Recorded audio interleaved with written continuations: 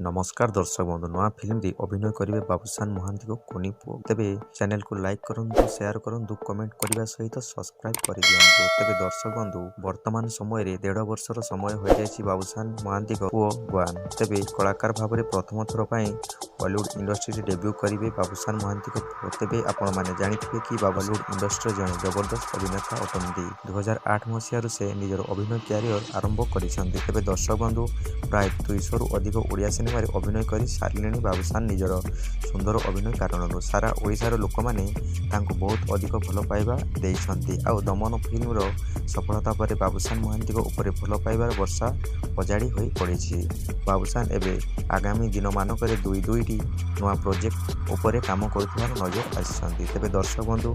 निजर शूटिंग सेट्रे सब व्यस्त रोच बाबूशान महांती आउ यही फिल्म गुड़िक बाबूशान महांती कोनी पुओ गुआन अभिनय करुवार